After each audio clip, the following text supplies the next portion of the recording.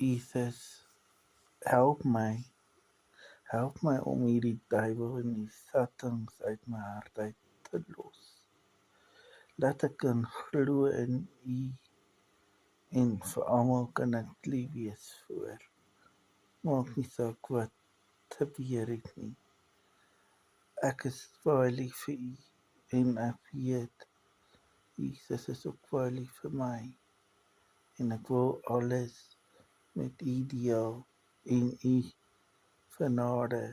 Ek wil nie klein nie, ek wil nie lelik wees met mense nie, ek wil 'n goeie mens wees vir U en ek sal elke aand bid en ek sal elke aand glo, want Jesus, Jy is die grootste koning wat vir ons in die kruis gesterf het al die jare en ek sê baie dankie dat ek 'n Vader het en die Heilige Gees in my kan terugwoon. Ek is baie jammer dat ek lelik is met almal wat voorkom in my hart. Ek sal nie wees so voel soos ek nou voel nie. Ek is lief vir al my mense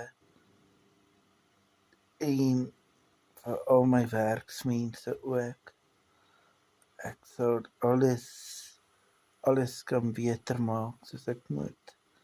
Verander my hart, dat my hart kan verander deur alles, dat ek happy wees by U en vergeet van die bose gees. Ek wil nie weer worry oor dit nie, ek wil net worry oor liewe Jesus. Jesus is ons koning en ek is baie lief vir U en U vir my. Ek sê U Vader, ek sê U dankie dat U vir my in die kruis sal sterf vir een dag en wees met my Jesus en gaan ook so met my Jesus en wees wat ons het in die lewe, wees wat ons genade en ons verstand met ons harte oopmaak, ons wil ons harte almal oopmaak vir U en U het my lief en ja, ek het vir U net so lief. Baie dankie dat ek 'n goeie Vader en 'n goeie koning in my hart het. Ek sal altyd vir almal lief wees. Maak nie saak wie het gewen en wie het verloor nie. Jesus het vir almal lief.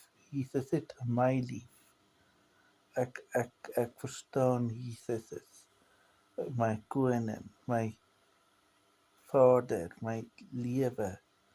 Baie dankie Jesus dat ek hierdie video gaan opneem vandag. Sal ek dit opneem en op YouTube sit, laat almal hoor die Here werk mooi in my. En ek is lief vir my broers en susters. Ek wil nie hê iets met hulle gebeur nie.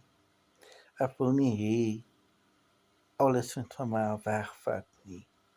Want ek is 'n kind van die Here en ek wil altyd 'n kind wees van die Here. Ek sal altyd luister wat U vir my sê of wat U vir my doen.